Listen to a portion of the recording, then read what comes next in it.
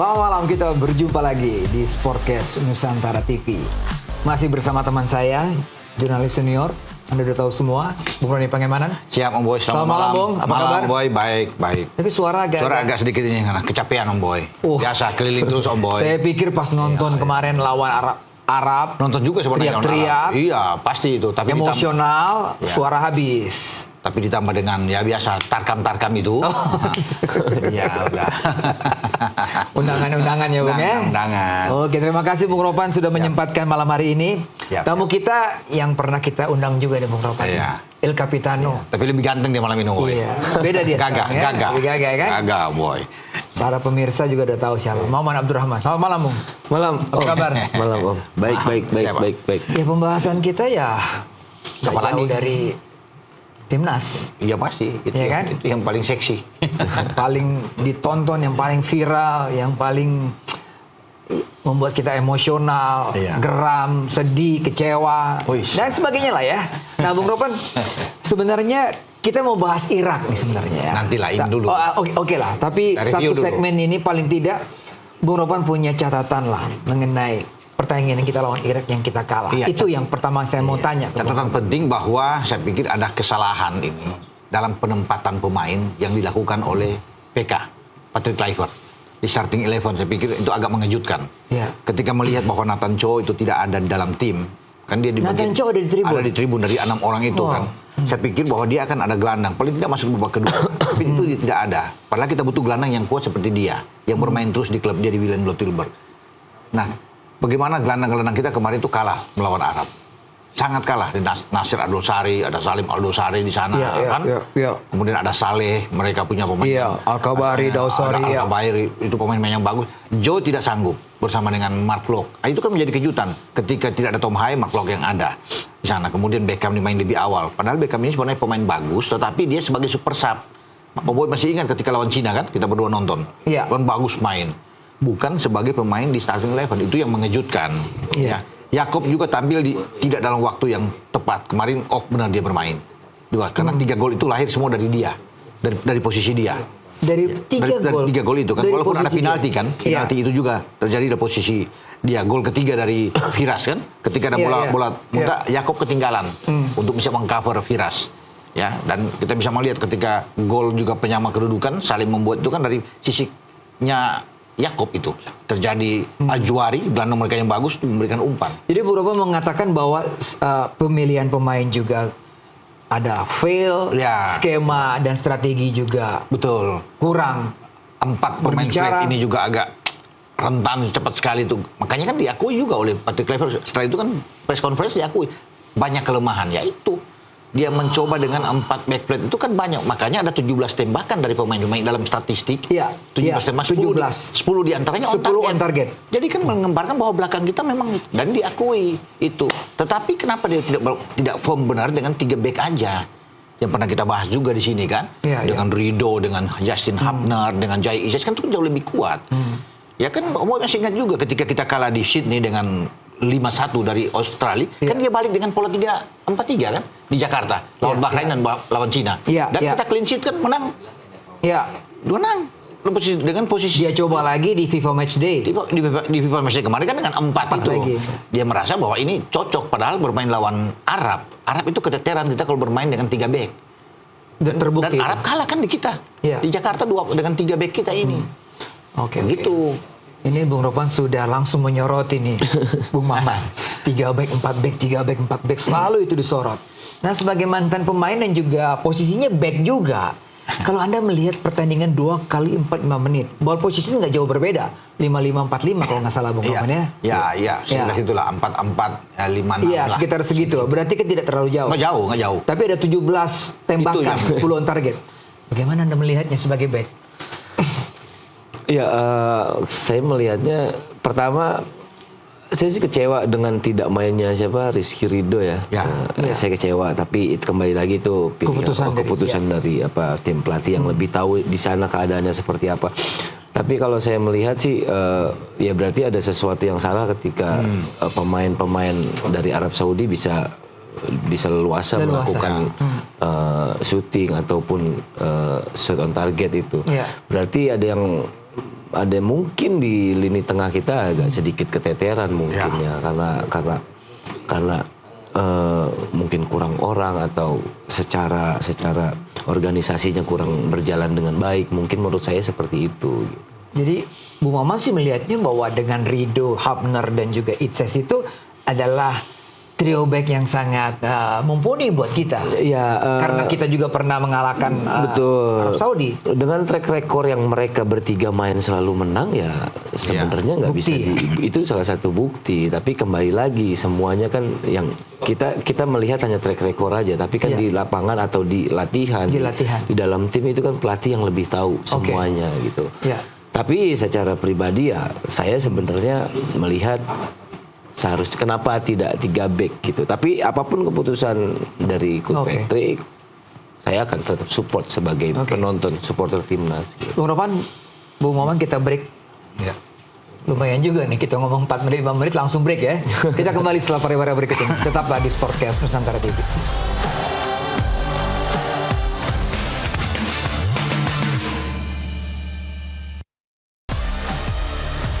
Masih di Sportcast Nusantara TV. Bu Nopan, sebelum kita bahas Irak, saya mau tergelitik untuk menanya satu hal yang dikatakan oleh Coach Patrick Kluivert. Alasannya karena tidak ada waktu yang panjang untuk bersama dalam latihan. Menurut Anda seperti apa? Loh, dia sudah tahu sebagai pelatih untuk pertandingan seperti FIFA Matchday ini memang nggak ada waktu. Itu pemain cuma berkumpul 3-4 hari. Biasanya begitu. Yang dia punya waktu mungkin 2 minggu sebelum, nggak ada mempersiapkan ini. Sebagai pelatih kan dia tahu kan dia bukan baru menangani tim nasional Indonesia. Curaçao juga sebelumnya dia tangani. Sebenarnya nggak perlu untuk bisa mencari bagus, tidak punya waktu. Ini pemain-pemain yang profesional, yang sangat bagus. Nah, waktu STY tangani, ini bukan membandingkan lawan Arab di Jakarta. Kan waktunya sama. Masa berkumpul, menang 2-0. Waktu di Arab main 1-1. Ya kan? Main di Arab, di Jeddah. Jadi gitu. Jadi kalau mau alasan bahwa tidak punya waktu sama dengan pelatih sebelumnya juga sama. Tapi sekarang bagaimana dia harus bisa meracik taktik starting 11 yang benar. Bukan berarti Beckham bermain di bawah itu tiba-tiba Beckham salah, Yakob membuat kesalahan, Yakob salah. Tidak boleh juga kita harus membuli mereka. Tetapi dia sebagai pelatih dia harus tahu pemain yang pas, yang tepat untuk bermain dalam pertandingan krusial seperti lawan Arab dengan tekanan kuat siapa. Nah, itu yang ditunggu. Kalau dia main kemarin dengan komposisi yang pas, Tom main duluan misalnya ya, dengan Joy. Kemudian kalau dia bermain dengan 4, tapi Rido yang dia bermain di situ dengan misalnya Rido dengan Jai, Kevin Dix ada di kanan kan, bukan Yakob itu. Beckham dia taruh dulu mungkin nanti masuk babak kedua Beckham kan, bisa aja karena Beckham itu saya tahu saya main super sub lawan Cina, dia main super sub bagus. Nah di depan itu dia pasang langsung Ole aja. Kalau Ole belum bisa bermain secara penuh, Mauro Silva dulu. Ole baru masuk di babak kedua. Tapi jangan di pertengahan babak kedua baru bermain. Nah, gitu. Bung Maman, satu lagi perkataan dari Patrick Kluivert yang saya mau tanyakan ke Anda. Bahwa setelah unggul 1-0, mereka kehilangan kendali. Kehilangan konsentrasi. Suasana seperti itu dirasakan oleh pemain. Kenapa? Setelah unggul 1-0, menurut Anda seperti apa keadaan pemain? Kok kehilangan kendali? Kehilangan konsentrasi? Pengalaman Anda ya? Pengalaman saya sebagai pemain biasanya ketika kita unggul 1-0 ini posisinya seperti udahlah kita cepet habis pertandingannya, cepet habis pertandingan. Tapi kita tidak memikirkan bagaimana kita gol menit keberapa tuh? 11. Menit 11. Ya, kita tidak memikirkan bagaimana maksudnya kita menang, kita harus menguasai pertandingan begitu. Dan mungkin di lapangan juga sedikit kembali lagi masalah komunikasi siapa yang harus mengontrol pertandingan itu sendiri gitu. Maksudnya teman-teman siapa yang harus mengontrol teman-teman. Kapten dong berarti. Ya mungkin harusnya kapten kita lebih tenang atau seperti komunikasinya yang lebih baik lagi bahwa posisi kita sebenarnya menang, kita harus kuasain pertandingan gitu. Oke, kita tinggalkan lawan Arab nih, Bung. Kita ke depan sekarang karena pertandingan esok dini hari ya. Pada minggu dini hari, besok malam waktu setempat. Kabar terbaru dari tim Irak bahwa striker mereka absen nih Bung Ropan. Aiman Hussein. Tinggi 189, cedera. Tapi mereka punya stok penyerang yang tidak kalah bagusnya, Bung. Bukan semata-mata Aiman tidak bermain tiba-tiba itu menjadi kelemahan buat Irak. Saya kira salah kita berpikir begitu. Karena mereka masih punya 2 pemain depan yang sangat kuat. Yang juga sudah pernah menjebol gawang kita. Ali Jasim Ya. yang sangat bagus. Di Jakarta dia buat gol. Iya. Muhammad Ali juga. Di Irak dia buat gol. Iya, jadi saya pikir ini dua pemain yang akan ditampilkan untuk mengisi posisi depan dan sama-sama berbahaya. Tengahnya mereka kuat, Boy. Ada Usama, ada Razan di sana, ada Ibrahim Bayes, ada pemainnya satu tim, ada pemain satu tim dengan Miliano Jonathans, sama juga dengan Ivar Jenner, namanya Sidan Iqbal. Masih muda. Pengalaman bagus, main di Liga Inggris. Dan sekarang di Utrecht. Lawan Indonesia di Jakarta menang 2-0. Mereka Iqbal main. Jadi di tengah itu mereka sangat-sangat kuat, Boy. Itu yang harus dilihat oleh Patrick Kluivert. Ya, berpegang atau dengan belajar kemarin di tengah kita porak-poranda, kalah total melawan Arab Saudi, jangan terulang lagi. Dan dia harus bisa menempatkan pemain yang pas. Bahkan secara radikal, menurut saya kalau dia mau main 3 di tengah dengan pemain yang bagus, Tom dia mainkan duluan, Nathan Cho dia tampilkan, dan Joe Pelupesi. Sehingga sehingga Tom diberikan kebebasan untuk mendistribusi bola di tengah. Kemudian Joy dan Nathan yang merebut bola. Nah, itu kuat kalau radikal. Ya kan bermain, berarti ada satu korban juga yang ada di depan untuk bisa bermain. Atau kalau di depan ya tetap aja kan Miliano, Ole sama Ragnar kan pas. 4-3-3 misalnya kalau dia mau dia kekeh. Dia tidak mau dengan 3 back, katakan. Dia tetap mau masih perlu. Nggak apa-apa, Rido main. Ya kan? Dengan Jay, Kevin Dix ganti posisi dengan Verdong bermain di kiri. Udah, 4-3-3 tadi. Nah, jadi keseimbangan, balance di tengah itu terjaga dengan baik. Karena ada Nathan, ada Joe. Nah, ya kan? Tom Haye yang ngatur di belakang Ole, yang distribusi bola. Itu mungkin akan jauh lebih bagus. Nah, dicoba. Bung Maman, Irak sama Arab Saudi perbedaannya cukup jauh dari sisi kehebatan ya. Ya kan? Beda ya. Beda gaya main ya. Kalau Arab Saudi kan lebih stylish. Tapi kalau Irak fisikal juga. Fisikal, box to box mereka bagus. Pressing mereka juga luar biasa. Gimana nih, Bung, lihatnya? Ya, berarti ini pertandingan yang cukup keras buat kita ya. Keras. Ya, seperti tim-tim kalau di Indonesia ini misalkan di wilayah-wilayah timur itu kan lebih keras-keras ya. Jadi ya mau nggak mau kita harus melayani permainan mereka dan tapi kembali lagi kita jangan terprovokasi dengan mereka yang biasanya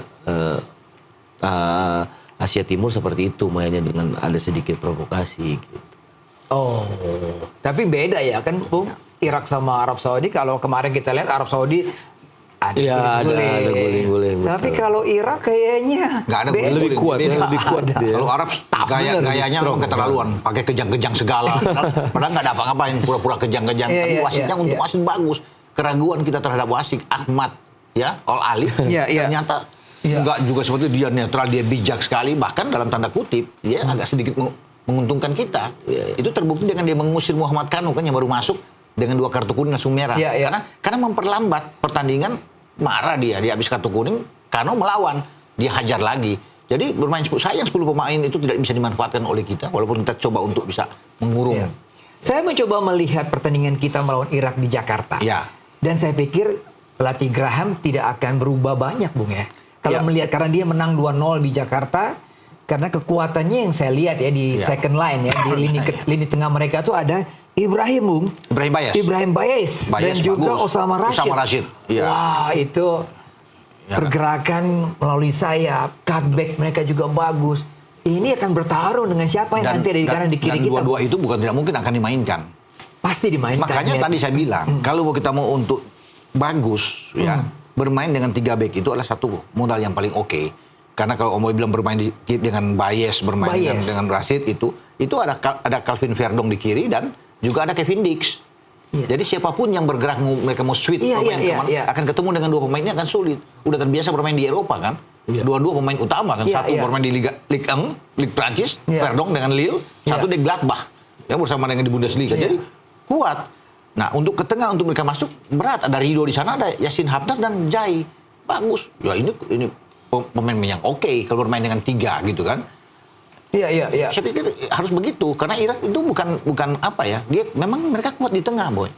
Bahkan kalau di tengah saya pikir mereka lebih bagus dari Arab untuk tengah. Arab sebenarnya longer agak kurang tuh di pertahanan sebenarnya. Terus saja dimanfaatkan. Irak lebih kuat. Rebin Sulaka dan kawan-kawan itu bagus. Right, betul, Doski, betul. itu pemain-pemainnya. Ada Putros yang main di Persib saat ini kan. Iya. Itu pemain bagus. Yang semua akan di belakang. Jadi sebenarnya kekuatan mereka di belakang tuh lebih kuat dibandingkan dengan Arab. Nah ketemu dengan kita. Dan satu Om Boy. Iya. Mereka itu lebih freshman. Jadi mereka belum main, kita sudah main. Iya. Capek semua, mereka sambut kita dengan mereka bugar. Jadi soal kebugaran ini juga akan berpengaruh. Nah, saya mau tanyakan ke Gitu, Bung Maman nih.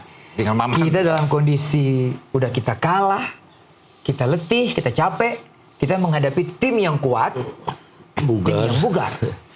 Situasi seperti apa nih oleh pemain yang pernah juga Anda alami? Ya, yang pasti kita punya semangat. Kita punya tujuan bagaimana kita bisa lolos ke Piala Dunia gitu. Jadi mungkin salah satunya motivasi dari pemain ini untuk tujuan kita ke Piala Dunia untuk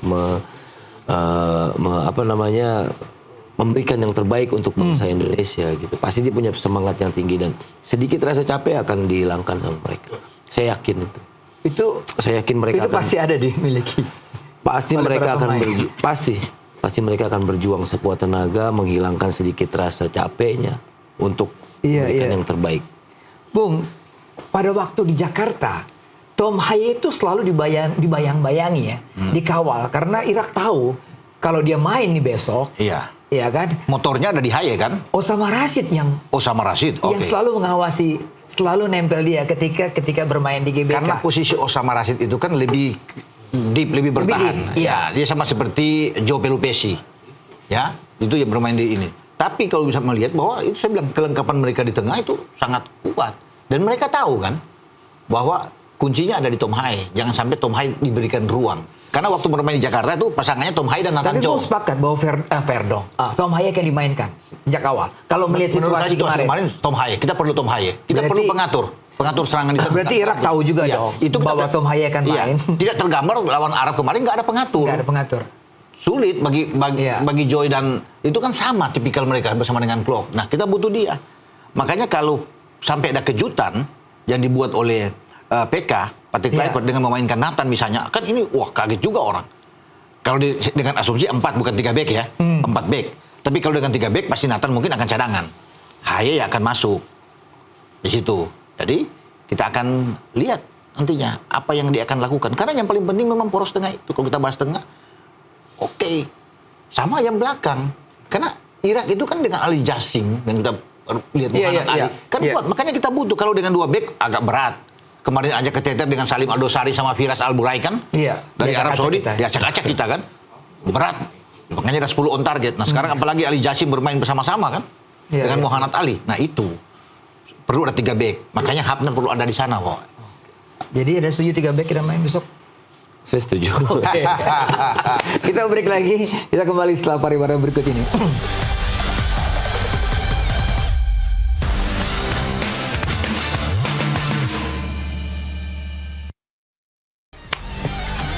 Anda masih di Sportcast Nusantara TV. Bung Maman ya, kalau saya lihat pertandingan kita lawan Irak juga di Jakarta. Dengan pergerakan yang tadi Ibrahim di kiri, melakukan crossing cutback, dan kualitas crossingnya keren banget gitu loh. Sehingga yang namanya striker tinggi itu dengan gampang sekali melakukan. Untung aja kita punya back yang cukup kuat waktu itu. Jordi Amat waktu itu masih main. Ya kan Rizky Ridho dan Hapner. Kita kan lagi-lagi menghadapi cutback, crossing yang mengerikan juga nih buat gawang kita. Gimana, Bung? Ya, seperti yang tadi Bung Ropan bilang ya, mungkin kita bisa mengantisipasi dengan Kevin Verdong sama Kevin Dix. Ya, itu di kanan dan di kiri. Dan kita punya misalkan ya, kita punya 3 back yang di situ ada Jai, ada Rizky Ridho atau Justin Hapner, di situ ada 3 back yang saya pikir bisa mengantisipasi itu semua gitu. Karena sejauh ini yang kita lihat kan dengan formasi 4 di belakang atau 2 center back ini ada sedikit kewalahan. Dan itu Anda lihat ya, ada rasakan itu ya. Dan track record yang cukup bagus ketika kita main back tiga back. Untuk mengantisipasi bola-bola crossing yang berbahaya seperti begitu. Iya, Untung aja ya Bung Ropan ya, kalau benar strikernya Irak yang tidak main dengan tinggi 189 ini, ya semoga ini berita yang benar. Iya. Tapi kalau cuma jadikan alasan mereka untuk mengelabui kita kan ya, ini berbahaya karena Aiman itu bagus. Cuma untuk kan berbeda, boy. Membandingkan kita bermain di putaran kedua di Jakarta dengan sekarang ini kan sudah berbeda karena sudah ada Jaises, ada Kevin Dix. Iya. Ya kan sudah ada. Jadi ada Verdong juga sudah bagus-bagus sebenarnya. Ya. Dan Rido punya pengalaman bersama dengan Hapner. Saat itu bek tengah itu Jordi. Dan dia dapat kartu merah kan. Jadi kita bermain dengan Irak, kenapa Irak menang 2-0 ketika itu, boy. Sejak 5 menit 59 itu Jordi diusir dengan kartu merah. Jadi kita hampir 30 menit bermain dengan 10 pemain. Yang membuat Irak lebih menguasai. Babak pertama masih 0-0. Iya. Jadi kita bermain dengan posisi itu. Nah, sekarang seharusnya kan kita bisa menang, sudah lebih mewah. Kemarin belum ada Miliano. Iya kan? Betul. Kita belum ada Ole Romani, belum ada Joe Pelupesi. Iya kan? Baru Tom Haye sama Nathan Cho yang ada di sana di tengah. Ya, ada Said Patinama di kiri dan Sandy Walsh di kanan. Ketika itu di Jakarta kan, bisa bermain. Baru Justin Hapner di kiri, ada Jordi bersama dengan Rizky Ridho. Penjaga gawang masih Hernando Ari. Betul. Ketika itu. Jadi ya sekarang udah jauh berubah. Ada Martin Paes di sana kan. Jadi mestinya dengan mewah ini yang berubah sampai 6-7 pemain yang ada, kita mesti menang. Mestinya. Iya kan? Makanya dalam hitung-hitungan itu untuk bisa lolos menang. Nggak usah bicara dengan skor berapa. Menang dulu. Menang kita paling tidak putaran kelima di depan mata. Kalau menang. Ini akan menyulitkan kan bagi Irak. Menang juga dengan skor 1-0, 2-1, 2-0. Iya. Berapapun. Berapapun. Yang penting putaran kelima dulu kan. Kalau mengharap lolos, kejadian ini misalnya ada keajaiban besar, terjadi 2-1 menang. Wah, ini hitung-hitungan. 2-1 menang. Kemudian dalam pertandingan terakhir, Irak dan Arab, Irak menang 1-0 katakan. Ya kita yang lolos. Karena hitung-hitungannya kita memasukkan 4, kemasukan 4. Arab 3-3, memasukkan 3, kemasukan 3. Karena kalah 1-0 kan. Irak out, memasukkan 2, kemasukan 2. Secara hitung-hitungan karena ini yang dipilih adalah selisih gol yang mutlak, Indonesia yang langsung lolos. Kalau skenario ini terjadi dengan benar, dan bukan tidak mungkin, karena apa? Kemarin begitu selesai, kan tidak ada kegembiraan raut wajah yang pelatih Hefrenan itu agak tegang. Karena dia pikir 3-2 ini bisa berpengaruh. Ya itu tadi yang saya hitung. Kalau kejadian itu terjadi, kalau Indonesia menang melawan Irak 1-0, 2-0, dia dalam posisi sulit. Dia kan harus menang untuk bisa lolos lawan Irak. Nah kalau dia kalah sama Irak, kita yang begini. Itu baru masih ada. Makanya kan Jaises bilang masih ada peluang. Jadi jangan takut. Ya kan? Jaises bicara. Ini belum kiamat. Masih kesempatan masih ada. Nah itu yang Refrenat begitu selesai pertandingan tiup kemarin dari Ahmad Al-Ali, dia langsung masuk. Kan ada, mau lihat di langsung masuk tapi dengan muka yang memang agak enggak gembira. Kalau 3-1 dia tenang. Happy. 3-1 kan? Gitu happy, agak aman posisinya. 3-2 dia udah berpikir sama tim dia. Jadi dia memang dia main masuk aja. Jadi enggak ada biasa kan kalau pelatih lain menang, wah, peluk-pelukan gembira. Itu dia berpikir masih ada Irak. Jangan-jangan kalau Indonesia hajar Irak, kita dalam posisi yang sulit. Ya dia takut kalah sama Irak kan? Secara peringkat Irak lebih bagus. Dia 59, Irak 58. Jadi dia agak begini juga lawan Irak. Wah bisa kalah dia. Itu yang membuat dia tegang kemarin. Dia nggak gembira, nggak happy bener dengan hasil itu. Nah itu gitu. Jadi ini mungkin faktor kejelian PK nanti. Di pertandingan kedua harus smart, cerdas. Apa Anda bilang? Jangan coba-coba lagi. Coba-coba. Itu pertandingan yang pasti pertandingan seperti ini kan sangat penting ya. Jangan betul vital. Seharusnya ya kita tidak tahu yang di dalam di sana seperti apa. Mungkin pemain ini siap atau tidak siap, fit atau tidak fit. Tapi kan yang kita lihat sebagai penonton, kenapa ini dipasang, kenapa ini dipasang, kenapa ini baru dimasukkan gitu. Kita sebagai penonton melihatnya seperti itu. Tapi kita berharap nanti di pertandingan selanjutnya Coach Patrick ini bisa memberikan taktik atau mempersiapkan pemain yang lebih siap di pertandingan sebesar ini gitu, dengan atmosfer, dengan beban yang sebesar ini. Oke, Bung Ropan, Zidane Iqbal dan Basar Hasan, ini double pivot atau apa nih saya sebutnya, Bung?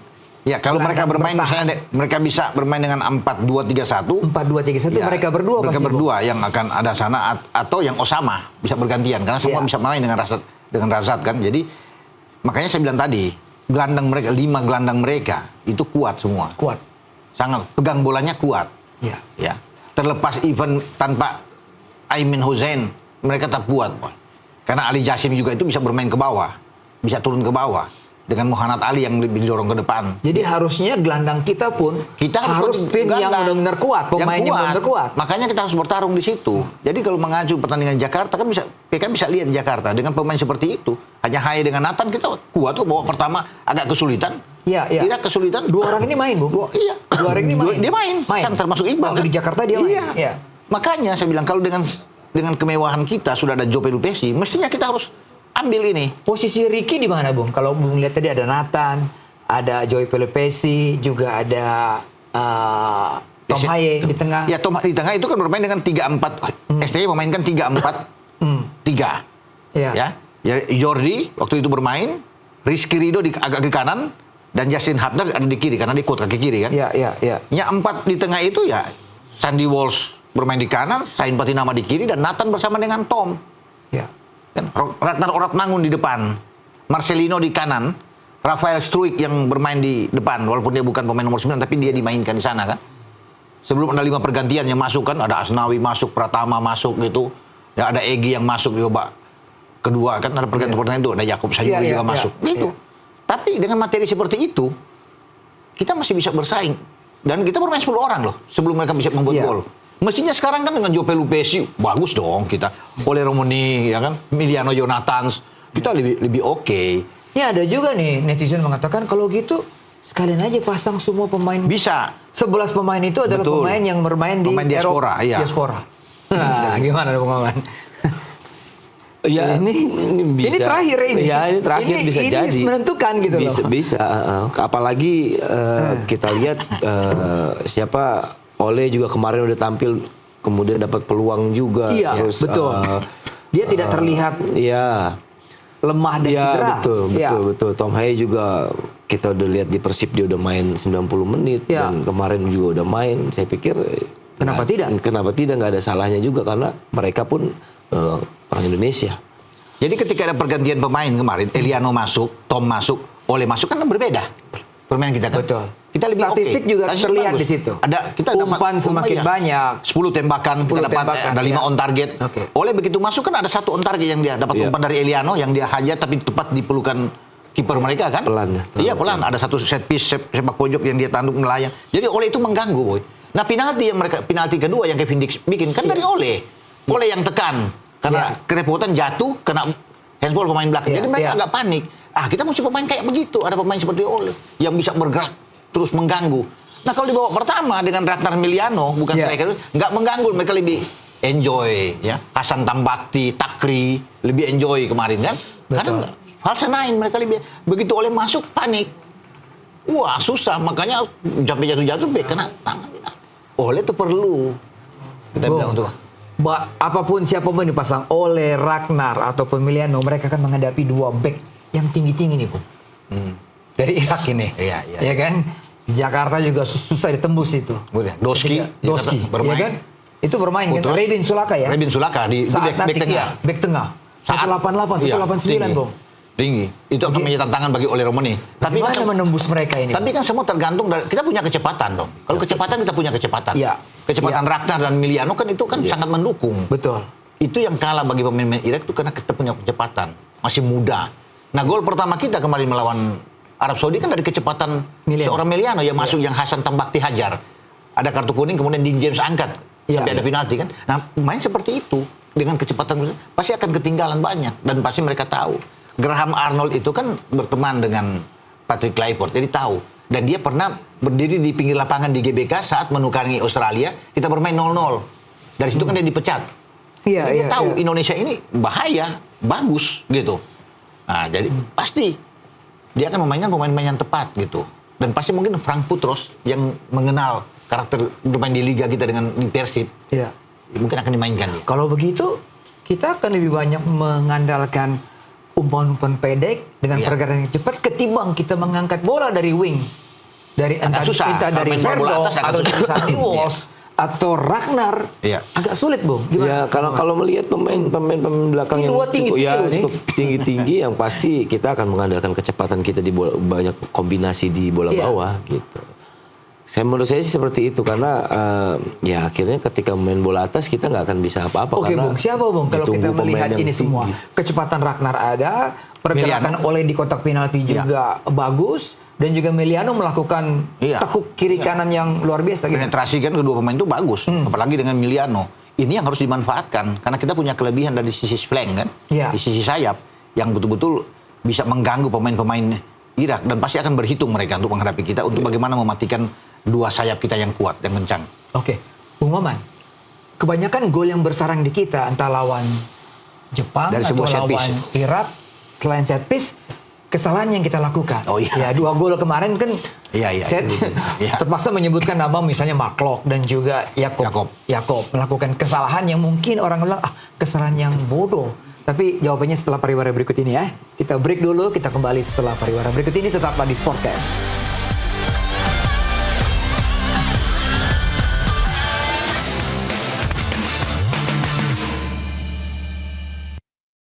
Saya mau langsung ke Bung Maman.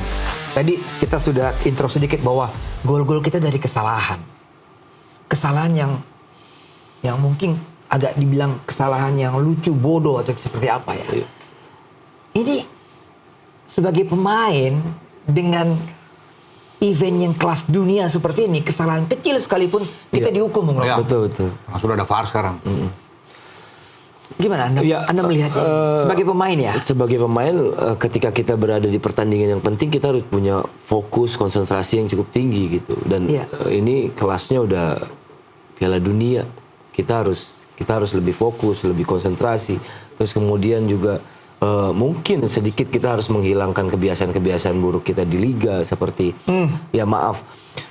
seperti sedikit menarik atau jahil sama pemain lawan yang apalagi sekarang dengan adanya VAR semuanya udah bisa kelihatan, dan kalau kita melakukan kesalahan yang sedikit bodoh akan terlihat gitu. Kalau menarik di luar kotak penalti atau jauh dari kotak penalti mungkin nggak fatal itu juga dilakukan oleh banyak pemain top.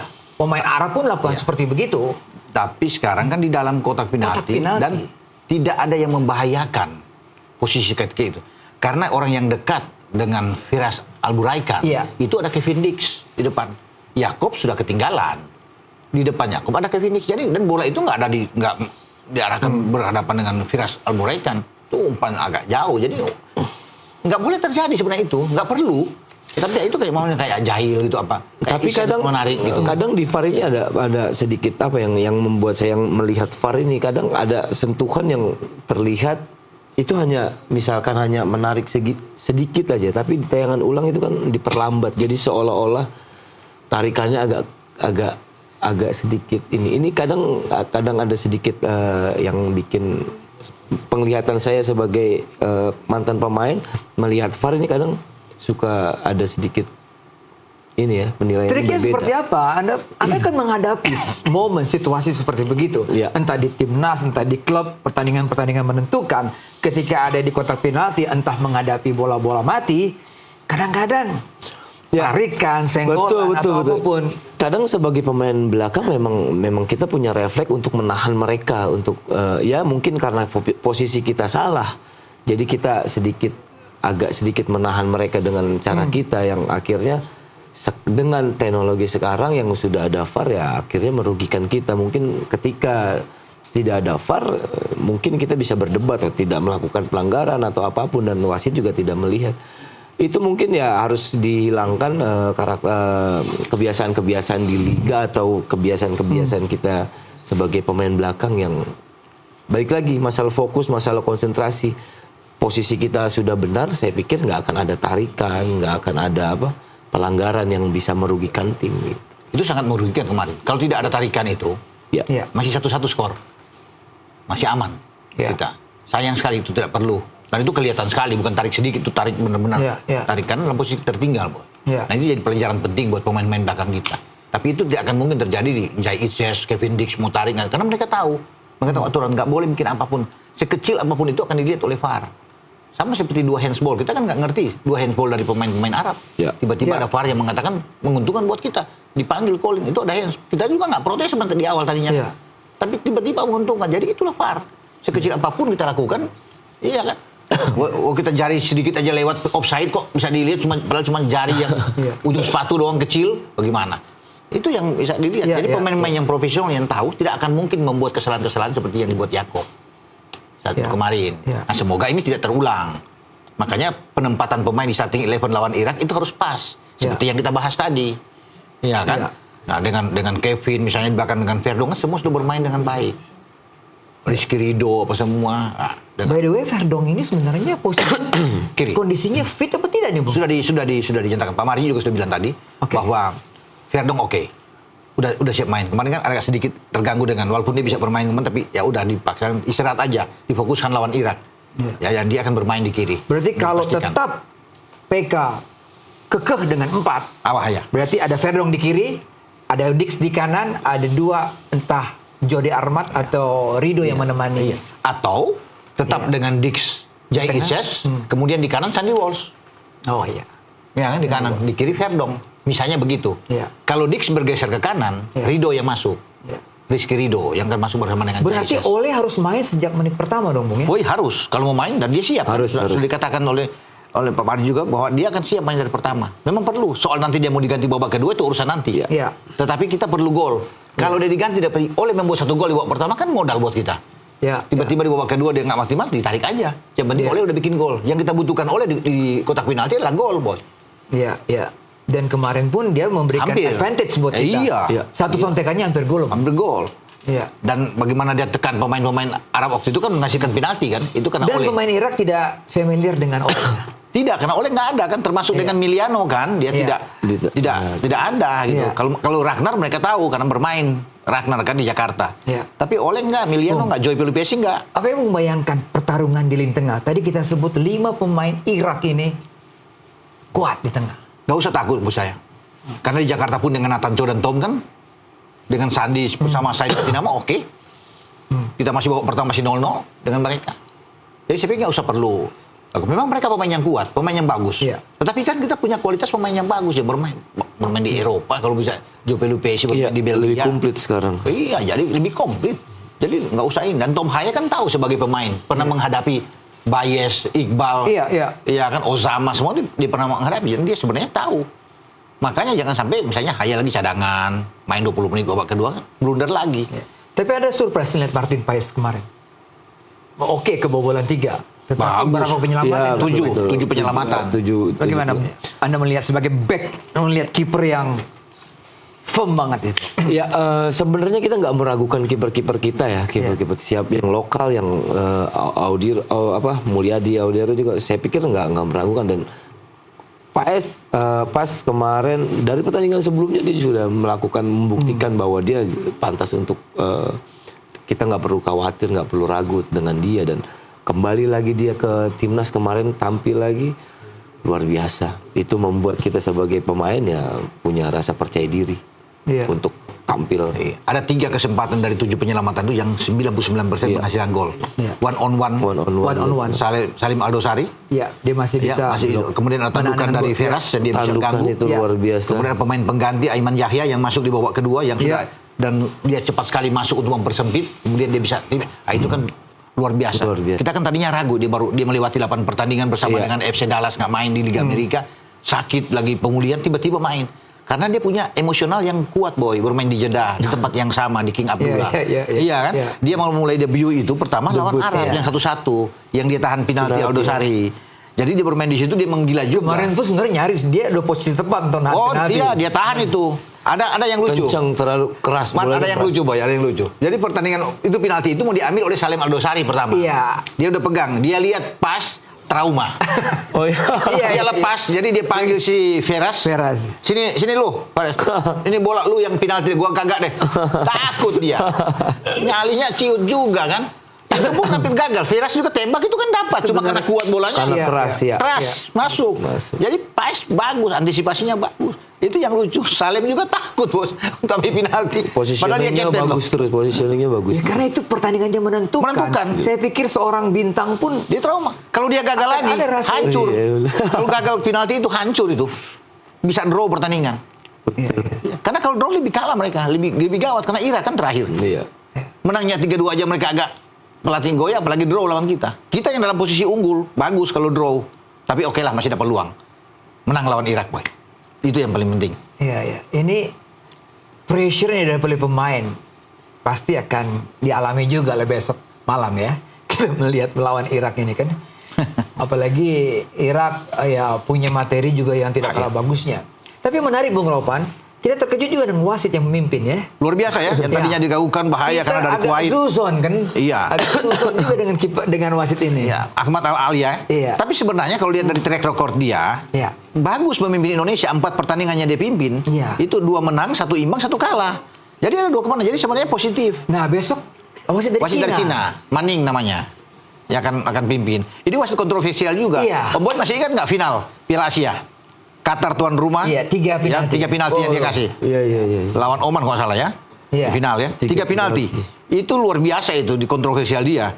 Dan penalti ketiga Qatar lawan Yordania. Yordania bukan Oman, Yordania. Iya.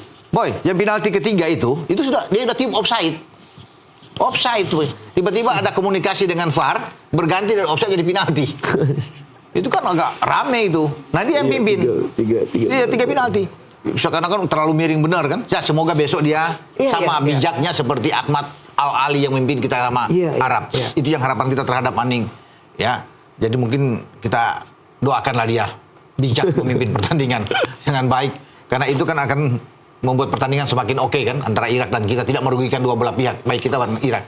Gitu. Iya, situasi kondisi tim saat ini kalau informasi dari Pak Marji semua dalam kondisi sehat ya. Ya. Verdong udah sembuh, Pais juga oke, Ole juga nggak ada masalah, ya kan? Termasuk pemain-pemain lain. Ya. Ini kan situasi yang positif, Betul. Bung Maman sebagai pemain. Ya, yang paling penting itu pemain semuanya sehat, semuanya fit dalam kondisi yang siap tampil semua. Jadi membuat pelatih tidak terlalu pusing untuk menentukan pilihan gitu. Dan yang pasti saya berharap di pertandingan berikutnya dengan kondisi yang bagus, kita lupakan pertandingan yang kemarin, kita masih ada peluang yang cukup baik juga untuk Indonesia. Kita harus maksimalkan di pertandingan besok.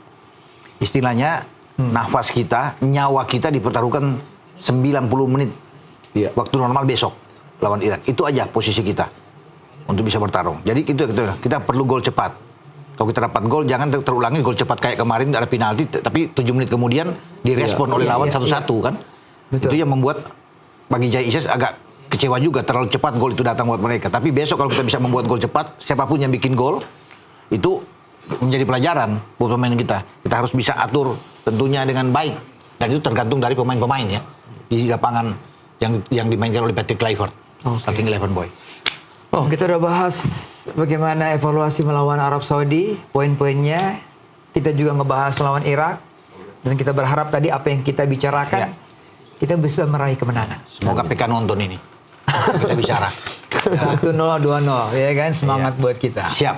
Dan kita berharap Irak juga mampu ya. Kalahin Arab Saudi. Itu yang kita harapkan. Terima kasih Bung Ropan, Bung Muhammad. Sama-sama, Pak. Siap. Sukses pada Sama-sama. pembicaraan kita. Kita tunggu nanti hasilnya dan kita tetap dukung Timnas. Kita doakan Timnas untuk mencapai hasil yang bagus. Kita meraih kemenangan atas Irak. Sampai jumpa minggu depan.